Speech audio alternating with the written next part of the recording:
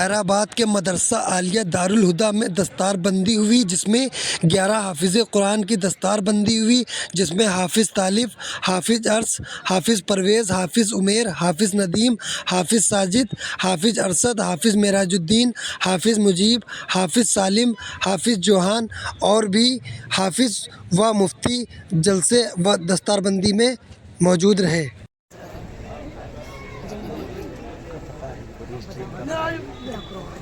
تیسرا نام ہے حافظ محمد طالب ولد حافظ محمد صدیق صاحب ترک پٹی۔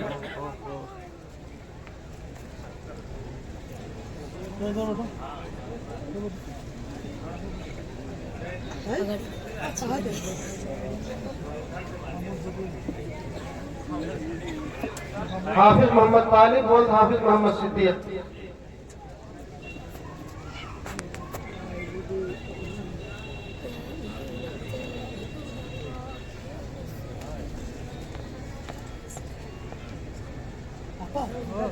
چوتھا نام ہے حافظ مجیب عالم ولد محمد عارف صاحب للیا پور۔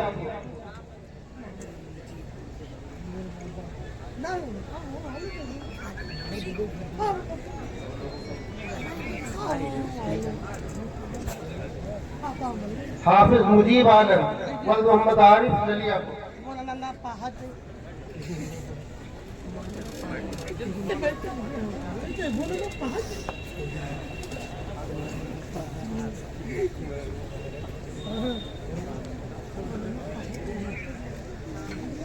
حافظ معراج الدین ولد مولانا معین الدین صاحب قاسمی ترک پٹی۔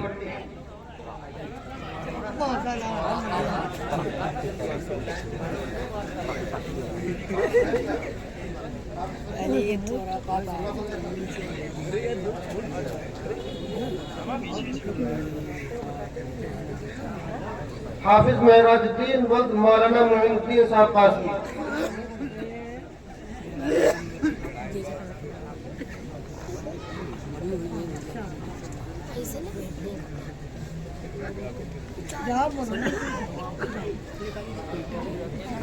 حافظ محمد عمیر ولد محمد اسلم مرحوم کمال سرائے۔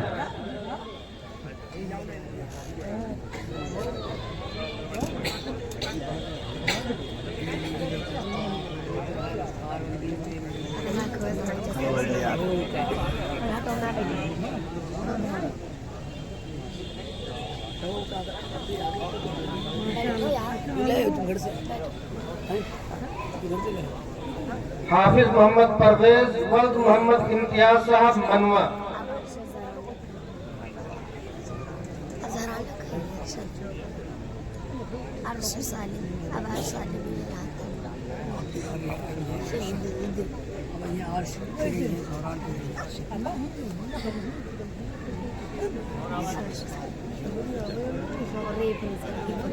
حافظ محمد پرویز، حافظ محمد ارشد ولد نفیس احمد منوا۔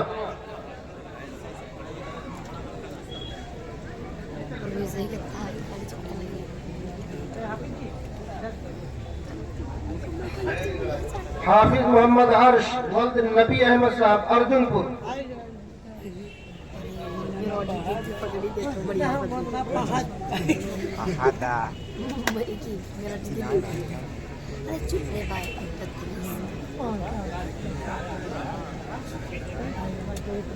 حافظ زہران اظفر ولد محمد آزاد صاحب رحیم آباد۔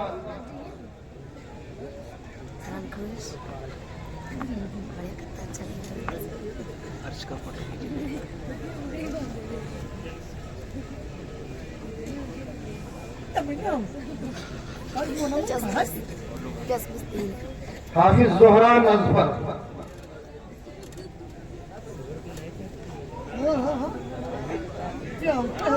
پگڑی بند ہوئی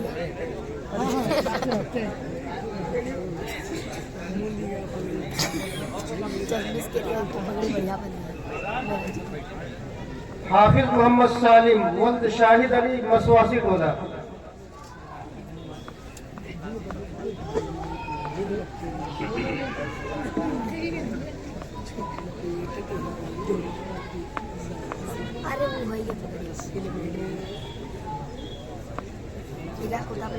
حافظ محمد سالم ولد شاہد علی مسواسی ٹولہ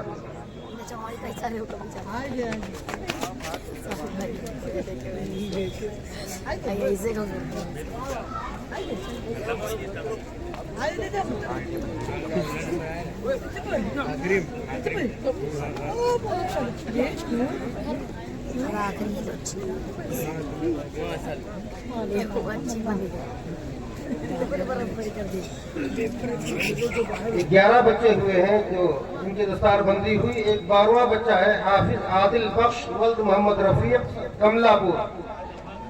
یہ اتفاق سے باہر ہے, وہ آ نہیں پائے, اس وقت وہ بمبئی میں ہے. ان 11 بچوں کی دستار بندی کا عمل مکمل ہوا الحمدللہ. اب مدرسے کے محبین اور مخلصین اور ان حفاظ کے محبین اور مخلصین کی طرف سے بچوں کے لیے کچھ تحفہ انعام کی شکل میں ہے. میں حضرت مولانا اسلام الحق صاحب اور حضرت مفتی احسان اللہ صاحب سے درخواست کروں گا کہ ان بچوں کو تحفہ عطا ہو.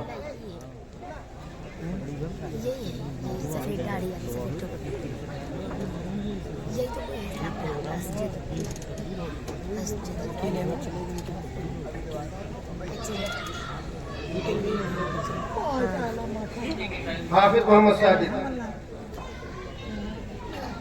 جلدی دیا جائے. حافظ محمد ندیم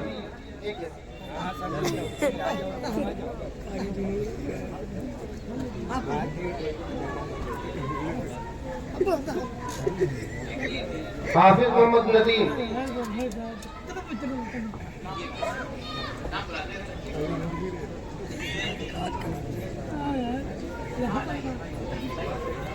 جو چیزیں ہیں وہ سب ایک ساتھ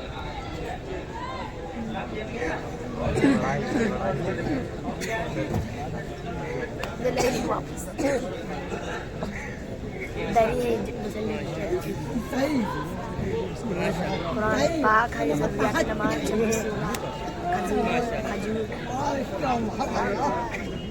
اور ایک سوٹ ہے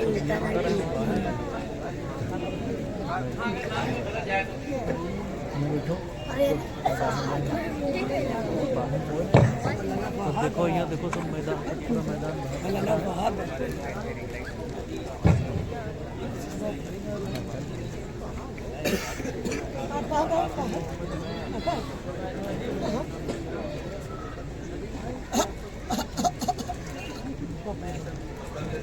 محمد عمیر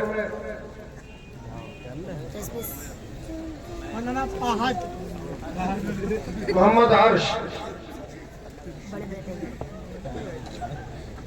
جی کے کپڑا کپڑے میں پڑ سکتے. محمد ارشد زہران اظہر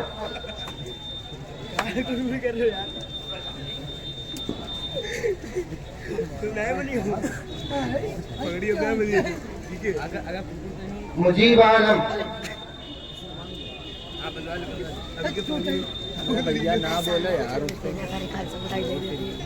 معراج الدین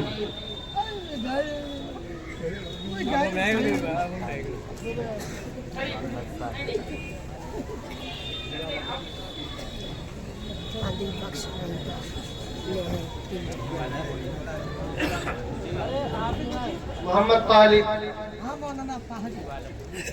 جس کا نام پکارا جائے دل دیا جائے. محمد سالم دیکھو ادھر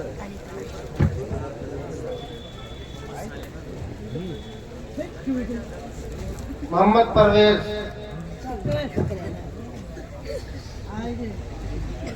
سے آگے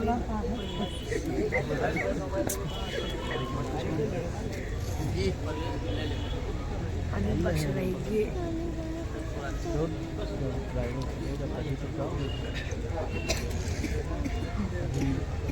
بھائی تشریف رکھیں آپ بیٹھ جائیں.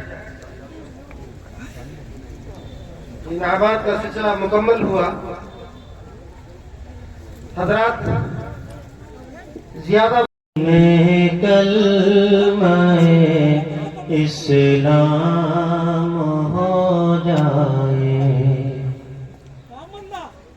جو شامل زندگی میں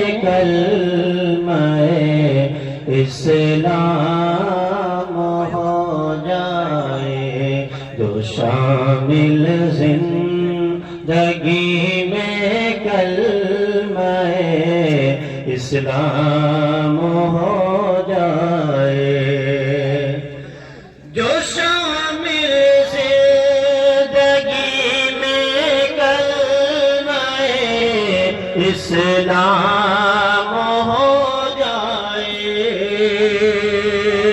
جو شامل زندگی میں کلمہ اسلام ہو جائے یقیناً دونوں عالم میں ہمارا کام ہو جائے تو اپنا دونوں عالم میں یقیناً کام ہو جائے ہمارا ہر عمل قرآن کا پیغام ہو جائے ہمارا ہر عمل قرآن کا پیغام ہو جائے یقیناً ہر طرف اسلام ہی اسلام ہو جائے یقیناً ہر طرف اسلام ہی اسلام ہو جائے ظاہر قسمت مقدر سے ایک ایسی شام ہو جائے ظاہر قسمت مقدر سے ایک ایسی شام ہو جائے مدینے کی زمین کو گز ہمارے نام ہو جائے مدینے کی زمین دو گز ہمارے نام ہو جائے زہے قسمت مقدر سے کیسی شام ہو جائے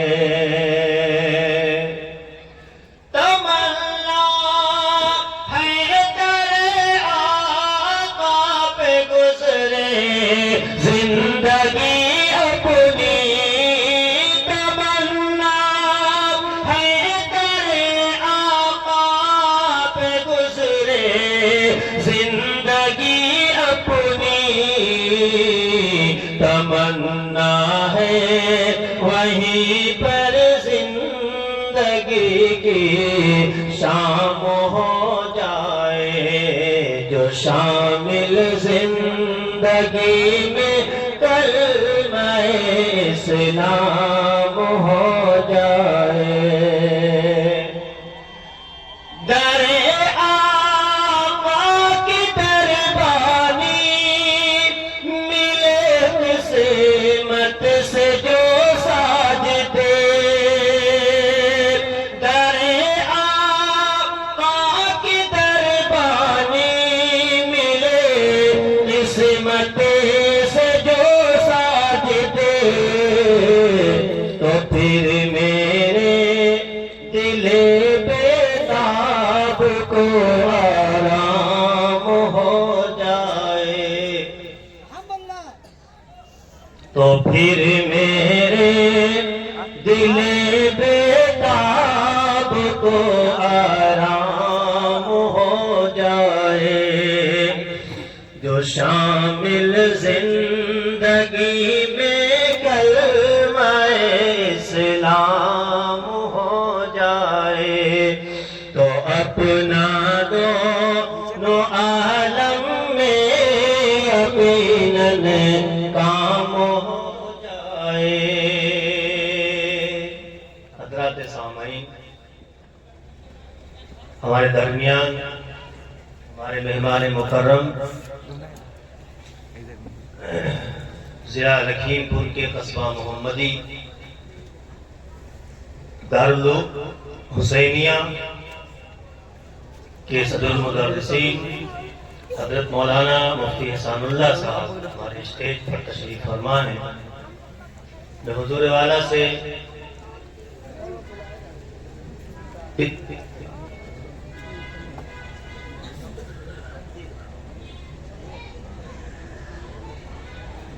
میں معذرت خواہ ہوں، میں نے لسٹ دیکھی نہیں. احسان اللہ صاحب سے، مفتی محمد الیاس صاحب سے اور دیگر علماء اکرام سے کہ تشریف لائیں اور بچوں کے سروں کے اوپر دستار فضیلت رکھیں. سب سے پہلے میں آواز دے رہا ہوں حافظ محمد ساجد والجناب محمد انیس صاحب مودی پور کہ وہ آئے اور دستار فضیلت حاصل کریں. حافظ محمد ساجد محمد انیس صاحب موتی پور. دوسرا نام ہے حافظ محمد ندیم ولد صابر علی کرسیورا کہ وہ آئے اور دستار فضیلت حاصل کرے.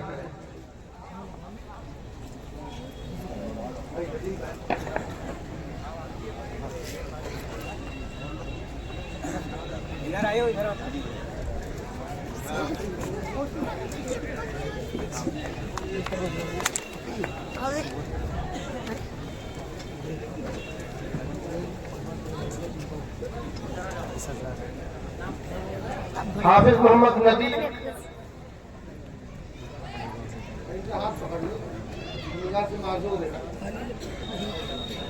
اس کو الفرقان کہا اور اسی طرح سے اس کو الذکر کہا.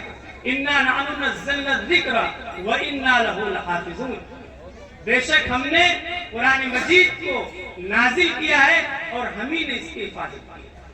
اور یہ حفاظت آپ سوچئے صرف قرآن مجیدی کی کیوں ہوئی؟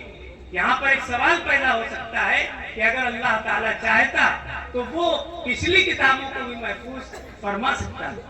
اس کا جواب یہ ہے کہ پچھلی کتابیں جب نازل ہو رہی تھی تو نبوت جاری تھی، نبوت کا سلسلہ بند نہیں ہوا تھا. لہذا ایک کتاب جب نازل ہوتی تھی اگر اس میں کوئی رد و بدل کر دیا گیا، کوئی اس میں آمیزش کر دی گئی، کوئی اس کے اندر تحریف کر دی گئی تو دوسرا نبی آتا تھا اس کی اصلاح کر دیتا تھا، اس کی تجدید فرما دیتا تھا. لیکن قرآن مجید جب نازل ہو رہا ہے تو نبوت آخری نبوت ہے، ہدایت آخری ہدایت ہے. اب اس کے بعد اللہ تبارک و تعالیٰ نے نبوت کا سلسلہ ختم فرما دیا. لہذا اب جو کام ہدایت کا انجام دینا ہے وہ قرآن مجید ہی کو دینا ہے. اب چونکہ کوئی نبی آنے والا نہیں ہے اس لیے ناگزیر تھا کہ قرآن مجید کی حفاظت کا اہتمام کر دیا جائے. چنانچہ اللہ تبارک و تعالیٰ نے قرآن مجید کی حفاظت کا اہتمام فرمایا اور اس طرح سے اہتمام فرمایا کہ وہ عالم اسباب کے اندر ہی اس کا اہتمام فرمایا. اس میں کہیں سے باطل کی آمیزش کی، رد و بدل کی کوئی کسر نہیں چھوڑی گئی. قرآن مجید خود کہتا ہے لا یاتیہ الباطل من بین یدیہ ولا من خلفہ تنزیل من حکیم حمید، کہ اس کے اندر باطل کے آنے کی کہیں سے کوئی گنجائش نہیں، نہ آگے سے نہ پیچھے سے نہ کسی جانب سے اس کے اندر باطل نہیں آ سکتا. تو اللہ تبارک و تعالیٰ نے اس کو خرد ہونے سے مکمل طور پر محفوظ فرما دیا. قرآن مجید کو جہاں سے بھیجا گیا ہے اس کو بھی لوح محفوظ کہا جاتا ہے. یہ کتابی لوح محفوظ تو قرآن مجید قرآن مجید فی لوح محفوظ، تو لوح محفوظ اس کو قرار دیا، یعنی وہاں بھی در اندازی کا کوئی امکان نہیں. اور پھر وہاں سے جب جبرائیل امین لے کر اس کو آتے ہیں پیغمبر اسلام علیہ السلام کے اوپر اس کو نازل فرمانے کے لیے، تو دیکھیے ان کی حیثیت کو قرآن مجید نے کس طرح بیان کیا کہ وہ ذی قوہ ہیں، ذی قوت عند ذی العرش مکین مطاع ثم امین، یعنی ان کی ایک خاص حیثیت کو قرآن مجید نے نمایاں کیا ہے کہ وہ ایک طاقتور ہیں، ان کی اطاعت کی جاتی ہے، ان کی ایک شان ہے. لہذا یہ نہیں ہو سکتا کہ وہ قرآن مجید کا کوئی حصہ لے کر آ رہے ہوں اور پھر ان سے کوئی شخص چھین لے یا ان سے لے کر کے کچھ اس میں ملاوٹ کر دے. اس بات کا کوئی امکان نہیں. اور پھر جب وہ نازل کر دیا جاتا ہے تو اللہ تبارک و تعالیٰ نے اہتمام یہ فرمایا کہ پیغمبر اسلام علیہ السلام کے دست حق پرست پر جوق در جوق لوگ مشرف اسلام، یعنی آپ کی شخصیت میں اور دیگر انبیاء سابقین کی شخصیت میں نمایاں فرق یہ بھی معلوم ہوتا ہے کہ پچھلے نبیوں کے اوپر چند لوگ ایمان لاتے تھے اور وہ پوری عمر تبلیغ فرماتے رہتے تھے، لیکن اس طرح سے لوگ ایمان نہیں لاتے تھے۔ لہذا جب نبی اکرم صلی اللہ علیہ وسلم دنیا کے اندر تشریف لائے تو آپ کے اوپر جوق در جوق لوگ ایمان لاتے چلے گئے اور ایک کثیر تعداد مشرف بے ایمان ہو گئی۔ مکہ معظمہ کے اندر ہی مورخین نے لکھا ہے کہ 236 کے قریب گھرانے ایسے تھے کہ جو اسلام کے اندر داخل ہو چکے تھے۔ پھر مدینہ منورہ جب آپ تشریف لے گئے تو ایک طرح کی آپ کو ایک حکومت حاصل ہو گئی، ایک طرح کا اقتدار آپ کو نصیب ہو گیا، اور اس کے بعد اللہ کے نبی صلی اللہ علیہ وسلم نے جو صحابہ کرام رضوان اللہ تعالی علیہ مجمعین کی جماعت تیار کی، انہوں نے قرآن مجید کی خدمت کے لیے بالکل اپنے آپ کو وقف کر دیا۔ قرآن مجید سے ان کا وہ والہانہ تعلق اور وہ ان کا لگاؤ تھا کہ قرآن مجید کو وہ حفظ بھی کرتے تھے اور اس کو حفظ جاں بھی بناتے تھے۔ وہ جہاں جاتے تھے قرآن مجید کو اپنے ساتھ رکھتے تھے، جس کو جتنا یاد کرنا ہوتا تھا اس کو یاد کر لیتا تھا، جس کو لکھنا ہوتا تھا اس کو لکھ لیتا تھا۔ تو اس قدر اہتمام کیا گیا قرآن مجید کی حفاظت کے لیے، لہذا ان لوگوں نے اس کو پوری طرح سے محفوظ کیا اور وہ نقل الکافہ الی الکافہ کے طور پر نسلم بعد نسل اس طرح سے وہ ہم تک منتقل ہوتا چلا ہے۔ کیونکہ اگر آپ دیکھیں گے کہ تو وہ تعداد صحابہ کرام کی، اہل ایمان کی روز بروز بڑھتی ہی جا رہی ہے، اور فتح مکہ کے آتے 10,000 قدوسیوں کو آپ لے کر مکہ مکرمہ تشریف پہنچے ہیں، اور اس کے بعد جب حجۃ الوداع کا موقع آتا ہے تو وہی تعداد 1,00,000 تک پہنچ جاتی ہے۔ اور وہ سب کے سب ایسے تھے کہ جو قرآن مجید کو یاد کرنے والے تھے، قرآن مجید کو لکھنے والے تھے۔ تو وہ شکل یہی ہوئی کہ ہزاروں نے لاکھوں کو منتقل کیا، لاکھوں نے پھر کروڑوں کو منتقل کیا، اور اس طرح سے قرآن مجید اللہ کے نبی صلی اللہ علیہ وسلم کی حیات طیبہ میں ہی پوری طرح سے شائع و ظاہر ہو چکا ہے، اور آج اللہ تبارک و تعالیٰ نے ہم تک اس کو بالکل محفوظ طریقے پر پہنچا دیا۔ لہذا اب قرآن مجید جب ہمارے پاس محفوظ طریقے پر پہنچا ہوا ہے، اور آج بھی آپ دیکھیں کہ ہمارے چھوٹے چھوٹے بچے اس کو کس طرح سے اپنے سینوں کے اندر محفوظ کر لیتے ہیں۔ دنیا کی کسی کتاب کے اندر یہ خاصیت نہیں ہے کہ اس کو اس طرح سے یاد کر لیا جائے، اور اس کے یاد کرنے والے اتنی کثیر تعداد میں ہر زمانے میں موجود رہے ہوں۔ یہ آپ کو قرآن مجید ہی کی خاصیت نظر آئے گی، قرآن مجید کے علاوہ کسی کتاب کے اندر یہ خاصیت نہیں۔ یہ بھی قرآن مجید کا ایک اعجاز ہے۔ قرآن کہتا ہے وَلَقَدْ يَسَّرْنَا الْقُرْآنَ لِلذِّكْرِ فَهَلْ مِن مُّدَّكِرٍ، اس کو یاد کرنے کے لیے بھی اللہ تبارک و تعالیٰ نے آسان بنا دیا۔ لہذا قرآن مجید ہمیں ملا ہوا ہے، ہم خوش نصیب ہیں۔ اب ضرورت اس بات کی ہے کہ اس کی ہم حیثیت کو پہچانیں، وہ اس کے قول فیصل ہونے کو ہم اپنی عملی زندگی کے اندر اتارنے کی کوشش کریں، اور ہم یہ سمجھیں کہ ہمارے اختلافات کو اگر کوئی چیز دور کر سکتی ہے تو وہ قرآن مجید ہی ہے، اور ہمیں راہ راست پر کوئی چیز لگا سکتی ہے تو وہ قرآن مجید ہی ہے۔ ہمیں آخرت کے اندر کوئی فوز و فلاح سے ہم کنار کر سکتی ہے تو وہ قرآن مجید ہی ہے۔ ہمیں دنیا کے اندر کوئی سرخروئی اور سربلندی کا مقام عطا کر سکتی ہے تو وہ قرآن مجید ہی ہے۔ ضرورت اس بات کی ہے کہ ہم قرآن مجید کو پڑھیں، اور پڑھنے کے ساتھ ساتھ اس کو سمجھنے کی کوشش کریں اور اس پر عمل پیرا ہونے کی کوشش کریں۔ قرآن مجید نے جیسے کہ اپنے نزول کا مقصد بتایا، کتاب انزلناہ مبارک لیدبروا آیاتہ ولیتذکر اولو الالباب، قرآن آیا ہی اس لیے ہے کہ وہ بابرکت ہے، اور اس لیے آیا ہے تاکہ لوگ اس میں تدبر کریں، اس میں غور و فکر کریں، اس کو سمجھیں کہ اللہ تبارک و تعالیٰ نے ہم سے کس چیز کا مطالبہ کیا ہے، ہمیں کس چیز کی طرف رہنمائی کی ہے، ہمیں کون سا راستہ دکھایا ہے۔ اس راستے پر اگر ہم چلیں گے تو یقیناً دین اور دنیا دونوں جہان کے اندر ہم कामयाब और सुरक्षित हो सकते हैं। अल्लाह ताला हमें अमल की तौफीक अता फरमाए। व आखिरु दावाना अनिल हम्दुलिल्लाहि रब्बिल आलमीन।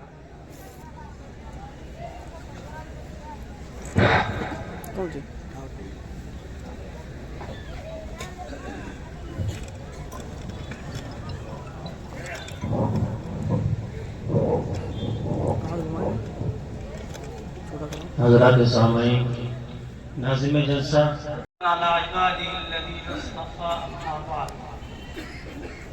أعوذ بالله من الشيطان الرجيم. بسم الله الرحمن الرحيم. تبارك الذي نزل الفرقان على عبده ليكون للعالمين نذيرا. وقال الله عز وجل: إنا نحن نزلنا الذكر وإنا له لحافظون. معزز علماء کرام، حاضرین جلسہ اور خواتین اسلام، آج کی یہ محفل قرآن مجید کے تعلق سے منعقد ہوئی ہے۔ ابھی مدرسہ عالیہ دارالہدیٰ کے کچھ بچوں کی دستار بندی ہونی ہے۔ میں مدرسے کے محتمم حضرت مولانا مفتی بہاؤالدین صاحب قاسمی دامت برکاتہم اور استاذ حضرت مولانا محمد راشد صاحب،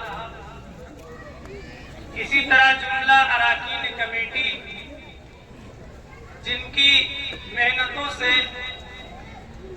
آج یہ دن دیکھنے کو مل رہا ہے، تہہ دل سے مبارکباد پیش کرتا ہوں، اور ان بچوں کو بھی اور ان بچوں کے سرپرستوں کو، ان کے والدین کو مبارکباد دیتا ہوں کہ اللہ تبارک و تعالیٰ نے ان کو اپنے مبارک کلام کے لیے، اپنے بابرکت کلام کے لیے منتخب فرمایا۔ قرآن مجید کی حیثیت کیا ہے اور قرآن مجید کا نزول کیوں ہوا ہے، یا کوئی بھی آسمانی کتاب جب اللہ تبارک و تعالیٰ نازل فرماتا ہے تو اس کا کیا مقصد ہوتا ہے، آئیے اس کو ہم قرآن مجید ہی سے پوچھتے ہیں۔ قرآن مجید کی سورہ بقرہ کی آیت 213 ہے، ارشاد خداوندی ہے: کان الناس امۃ واحدہ فبعث اللہ النبیین مبشرین ومنذرین وانزل معهم الکتاب لیحکم بین الناس فیما اختلفوا فیہ۔ اللہ تبارک و تعالیٰ ارشاد فرماتا ہے کہ تمام کے تمام لوگ ایک ہی امت تھے، اور وہ سب باہم عقائد و نظریات میں متفق تھے اور زندگی بسر کر رہے تھے، یہاں تک کہ ان کے اندر پھر اختلافات پیدا ہوئے۔ ان کے طبائع کے مختلف ہونے کی وجہ سے، ان کے اغراض کے مختلف ہونے کی وجہ سے پھر وہ باہم مختلف ہو گئے۔ تو ان کے اختلافات کو دور کرنے کے لیے اللہ تبارک و تعالیٰ نے انبیاء علیہ السلام کا سلسلہ شروع فرمایا۔ فبعث اللہ النبیین مبشرین ومنذرین، جن نبیوں کا کام اور ان کا فریضہ یہ قرار دیا گیا کہ وہ جب دنیا میں آئیں تو خوشخبری سنائیں اور انذار کا کام کریں، تبلیغ کا کام کریں، لوگوں کو خبردار کرنے کا کام کریں، لوگوں کو بیدار کرنے کا کام کریں کہ لوگوں، یہ دنیا عارضی ہے اور تمہیں اس دنیا میں آزمائش اور ابتلا کے اصول پر پیدا کیا گیا ہے، جیسا کہ قرآن مجید نے دوسری جگہ اس کو ارشاد فرمایا: الذی خلق الموت والحیات لیبلوکم ایکم احسن عملا۔ خدا کی ذات وہ ہے کہ جس نے موت اور زندگی کو اس لیے پیدا فرمایا تاکہ وہ تمہیں آزمائے تمہارا امتحان لے کہ تم میں عمل کے اعتبار سے کون زیادہ اچھا ہے. یعنی ہماری پیدائش اور ہماری تخلیق یہ بلا وجہ نہیں ہوئی. افحسبتم انما خلقناکم عبثا وانکم الینا لا ترجعون. قرآن کریم کہتا ہے کیا تم نے یہ گمان کر لیا کہ ہم نے تم کو محض عبث پیدا کیا ہے, لغو پیدا کیا ہے, محمل اور بیکار پیدا کیا ہے, وَأَنَّكُمْ إِلَيْنَا لَا تُرْجَعُونَ, اور تم ہماری طرف لوٹائے نہیں جاؤ گے. یعنی تمہاری زندگی ایک دن جب ختم ہو جائے گی تو ایسا نہیں ہے کہ مسئلہ وہیں پر ختم ہو جائے گا, نہیں, بلکہ ایک دوسری زندگی تمہاری شروع کر دی جائے گی, جس کو علامہ اقبال نے فرمایا موت کو سمجھا ہے غافل اختتام زندگی, موت کو سمجھا ہے غافل اختتام زندگی, ہے یہ شام زندگی صبح دوام زندگی. تو ایک زندگی اور آنے والی ہے جس زندگی میں ہمیں اس زندگی کے بارے میں جواب دہی کے لیے پیش ہونا ہے. تو فبعث اللہ النبیین مبشرین و منذرین, بشارت ان لوگوں کو دی جائے گی جو اطاعت کا رویہ اختیار کریں گے, جو ایمان سے مشرف ہو جائیں گے, پیغمبروں کا کہنا اور ڈرایا ان لوگوں کو جائے گا, بے ان لوگوں کو کیا جائے گا کہ جنہوں نے اعراض کیا ہے, جنہوں نے انکار کیا ہے. اور دوسرا مقصد قرآن مجید یہ بیان کرتا ہے کتاب کے رسول کا لِيَحْكُمَ بَيْنَ النَّاسِ فِيمَا اخْتَلَفُوا فِيهِ, تاکہ فیصلہ فرما دے اللہ تعالیٰ ان کتابوں کے ذریعے سے ان چیزوں کے بارے میں جن میں وہ اختلاف کرتے ہیں. معلوم یہ ہوا کہ اللہ کی جانب سے جو کتابیں آتی ہیں وہ قول فیصل ہوتی ہیں, وہ حکم ہوتی ہیں, وہ میزان ہوتی ہیں, وہ فرقان ہوتی ہیں, وہ برہان ہوتی ہیں. اور ہر زمانے میں ہر کتاب کو, ہر آسمانی کتاب کو یہی حیثیت حاصل ہے. یہ الگ بات ہے کہ ان کی نوعیت اور قرآن مجید کی نوعیت مختلف ہے. مثال کے طور پر تورات نازل ہوئی حضرت موسیٰ علیہ نبینا وعلیہ السلام پر, جس کی حیثیت مکمل قانون کی, یعنی اس میں قوانین بیان ہوئے ہیں, اللہ تبارک و تعالیٰ کے احکام بیان کیے گئے ہیں, اوامر و نواہی بیان کر دیے گئے ہیں. اور اس کے بعد انجیل حضرت عیسیٰ علیہ نبینا علیہ السلام جس کو لے کر تشریف لائے, اس کے اندر حکم بیان کیے گئے, مصلحتیں بیان کی گئی ہیں, احکام کی اغراض اور علل بیان کی گئی ہے. اور اس کے بعد زبور جو حضرت داؤد علیہ نبینا علیہ السلام پر اتاری گئی, اس کو اگر آپ دیکھیں تو وہ ایک مناجات کی شکل میں اللہ سے دعائیں کس طرح مانی جائیں. اور جب ہم قرآن مجید کو دیکھتے ہیں تو اس کے اندر جامعیت, اس کے اندر یہ تینوں صفات آپ کو اکٹھی نظر آتی ہیں.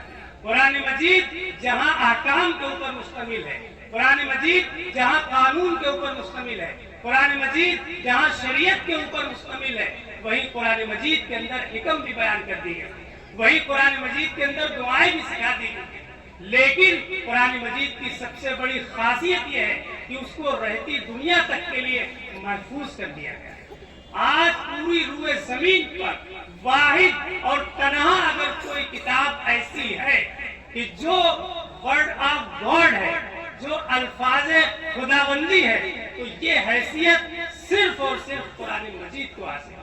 اس لحاظ سے ہم اور آپ بہت ہی زیادہ خوش قسمت اور خوش نصیب ہیں کہ اللہ تبارک و تعالیٰ نے ہمیں قرآن مجید عطا فرمائی. اور قرآن مجید اس طرح سے عطا فرمائی ہے کہ من و عن اسی طرح سے محفوظ شکل میں ہمارے پاس آج موجود ہے. اس سے پہلے کی جو کتابیں ہیں یقیناً آج موجود ہیں, لیکن وہ تراجم کی شکل میں, وہ ٹرانسلیشنز ہیں, وہ ورڈ آف گاڈ نہیں ہے.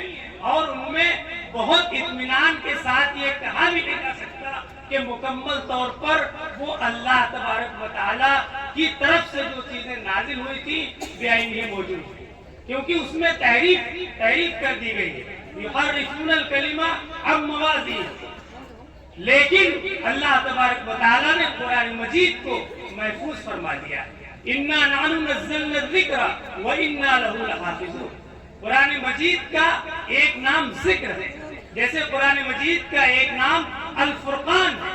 الفرقان کے معنی کیا ہوتے ہیں؟ یعنی جو حق اور باطل کے درمیان فیصلہ کر دینے والے. چونکہ قرآن مجید کی ایک خاصیت ہے کہ یفرق بین الحق والباطل.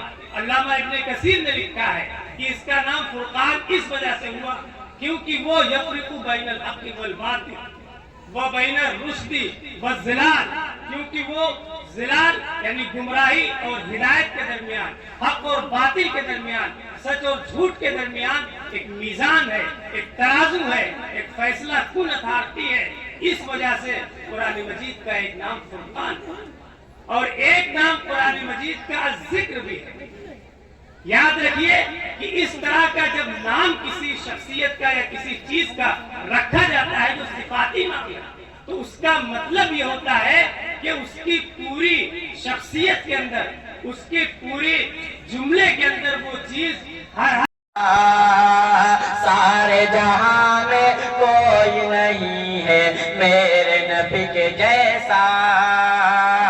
عرش کا جس کو مہمان بنایا گیا، عرش کا جس کو مہمان بنایا گیا،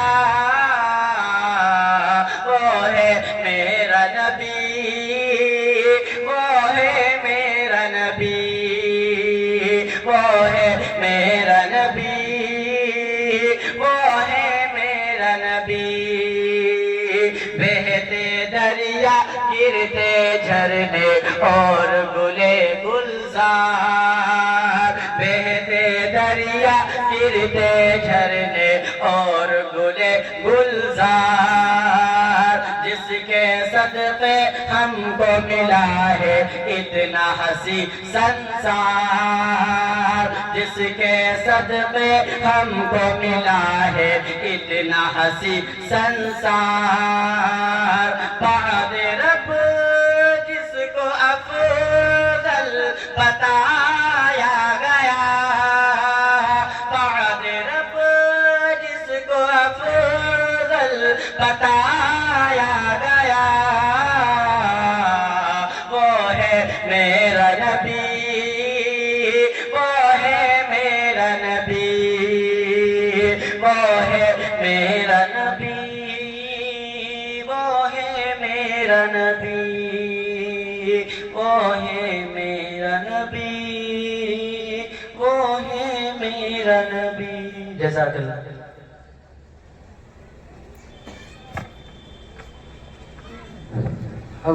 خالق کائنات لا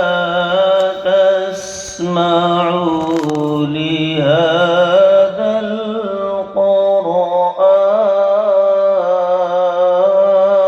القرآن. ربنا آتنا ما وعدتنا على رسلك ولا تخزنا يوم القيامة إنك لا تخلف الميعاد. اے اللہ تمام بیماروں کو شفاء کاملہ عطا فرما. اے اللہ جملہ مرحومات اور مرحومین کی بخشش فرما. اے اللہ ہم میں جن کے والدین دنیا چلے گئے یا والدین میں سے کوئی ایک گئے، اے اللہ ان کی بخشش فرما. اے پروردگار عالم کے قبروں کو نور سے منور فرما. جو بھی بھائی ہمارے اس اجلاس میں آئے خالص ان کی نیت حصول ثواب کی ہے، اللہ اس کو قبول فرما. اے اللہ کہنے والے بھی اور سننے والے سب کے سب عمل کے محتاج ہیں. اے اللہ عمل کی توفیق عطا فرما. حضرت مفتی صاحب دامت برکاتہم نے یہ انتظام کیا اور جو ان کے اساتذہ نے اور تمام معاونین کو قبول فرما.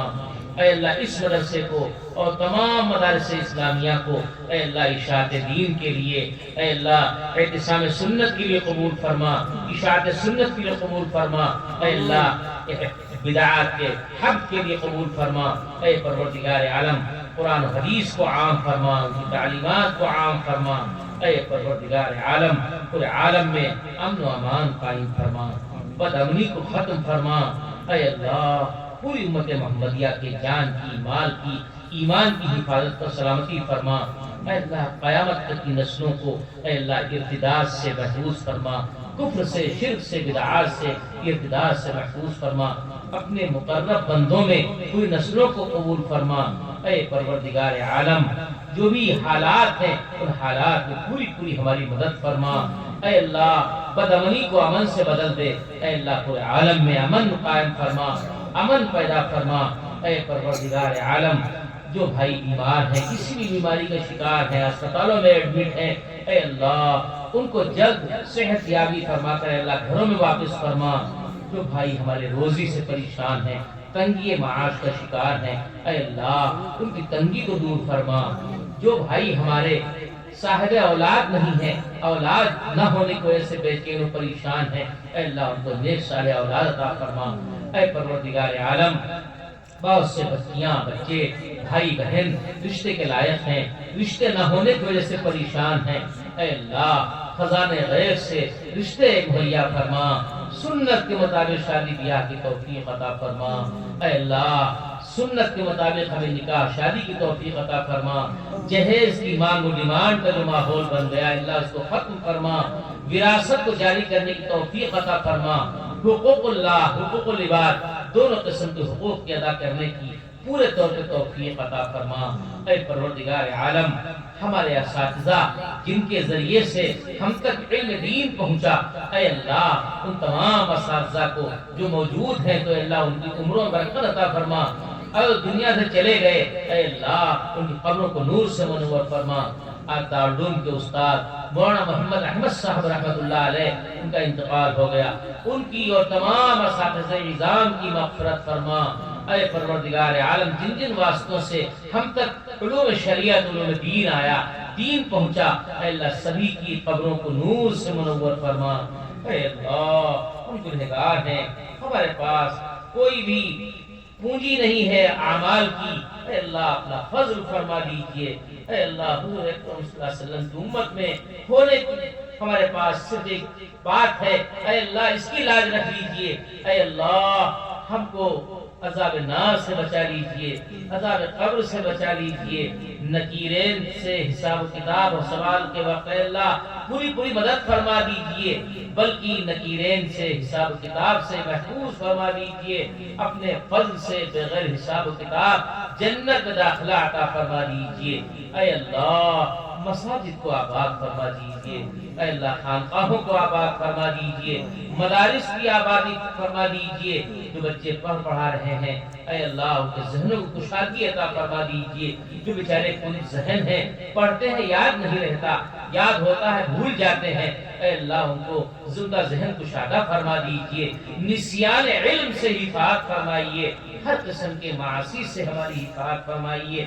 استغفر اللہ ربی من کل ذنب اذنبته عمدا او خطا سرا وعلانیہ ومن الذنب الذي اعلم ومن الذنب الذي لا اعلم انك انت علام الغیوب وستار العیوب وغفار الذنوب۔ اے اللہ ہمیں گناہوں کو بخش دیجئے، اے اللہ ہمارے تمام گناہوں کو بخش دیجئے، سارے گناہوں سے تو واقف ہے، اے اللہ اللہم باعد بینی و بین خطایایا کما باعدت بین المشرق والمغرب، اللہم نقنی من الذنوب کما ینقى الثوب الابیض من الدنس۔ اے اللہ جیسے سفید کپڑا میل کچیل سے پاک کیا جاتا ہے، اے اللہ ہم کو گناہوں سے ویسے ہی پاک صاف فرما دیجئے۔ ربنا تقبل منا انک انت السمیع العلیم وتب علینا انک انت التواب الرحیم برحمتک یا ارحم الراحمین۔ صلی اللہ تعالی علیہ وسلم۔ لا الہ الا